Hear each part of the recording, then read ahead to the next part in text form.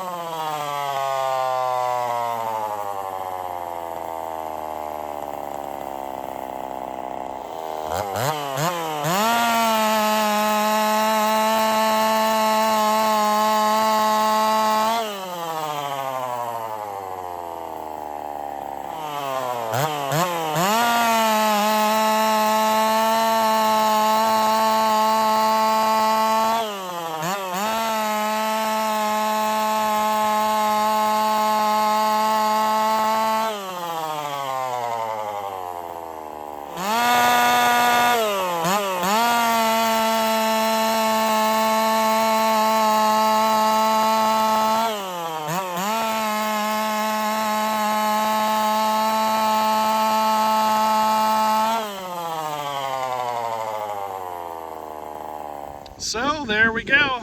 This is the closest I've gotten to the original performance before she ate the screw and destroyed everything.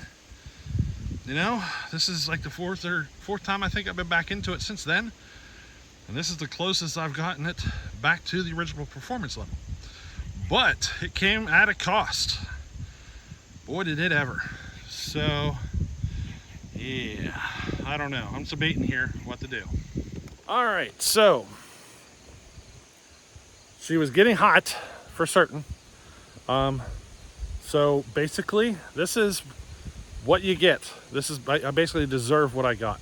So after the multiple attempts at getting this all, trying to get it back to life, I've had to do more machining work to it. I've had to do different pistons, change port timing up and everything. So basically the way it's built now is to try to capture every amount of energy out of every drop of fuel that I put through this thing. Basically improve the efficiency as much as possible, push the compression up there a little bit, a super tight squish band, big squish band. It's a little too big, but it's a super tight squish number. You know, all that stuff. It's a lot of stuff you shouldn't do. And basically what I'm getting is a situation to where this saw does not have the ability to keep itself cool. There's just not enough fuel getting pushed through it, not enough getting trapped where it needs to be to fight the heat. You know what I mean?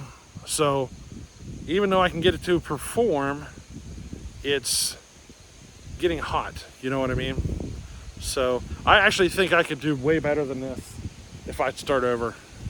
And I probably will, but I think we might go ahead and run it at Sawfest in this version. And because, you know, I got another saw I got to build from scratch. And here, I actually got one I can show up and race with. So that's probably what we're going to do. We'll show up, we'll race this one, but in the future, we are probably going to build another one. And we might even build like a 346 or something for the races and see which one of those, you know, maybe it'll outperform this one, you know.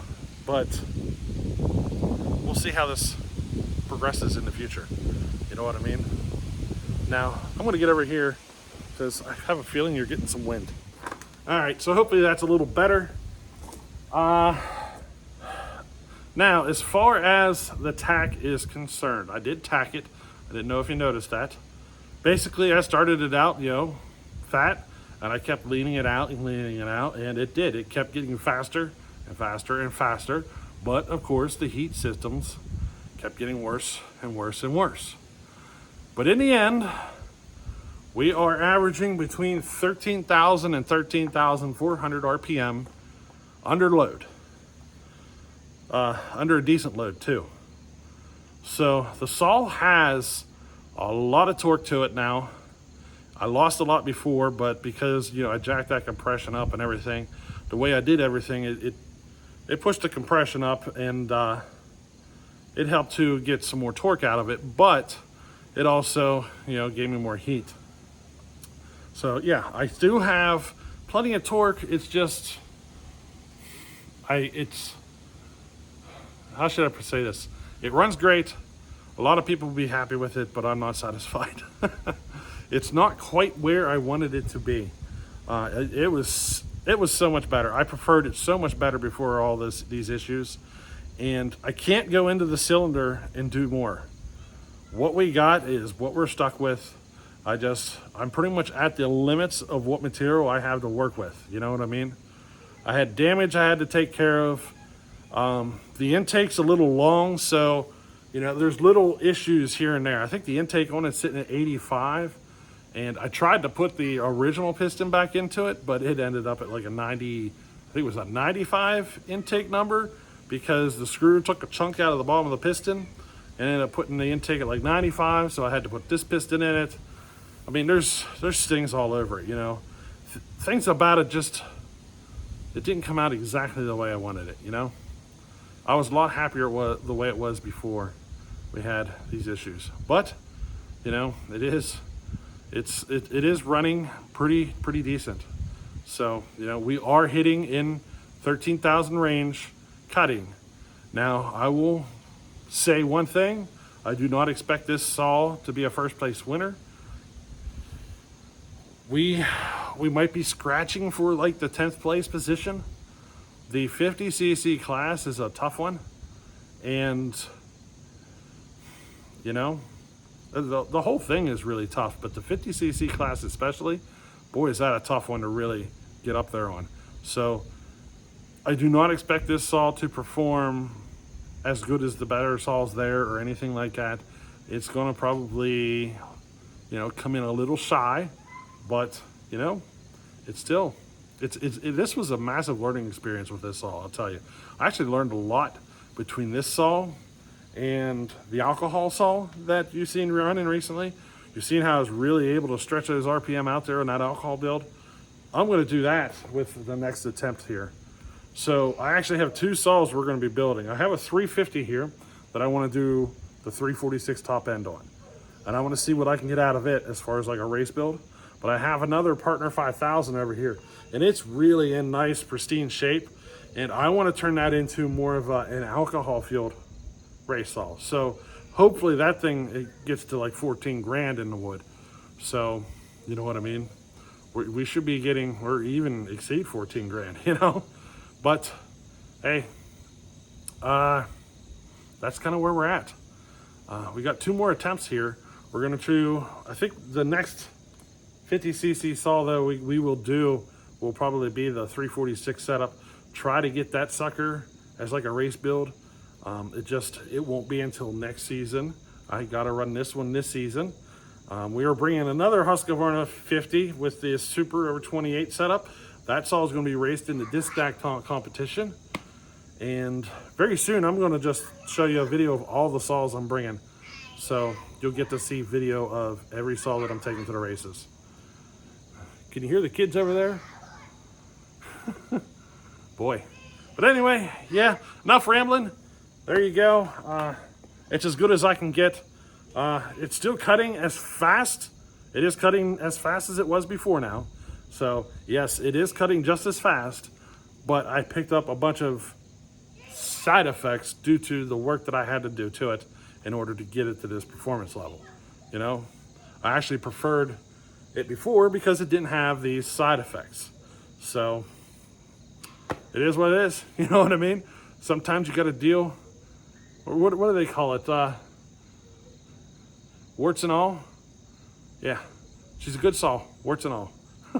Alrighty, later.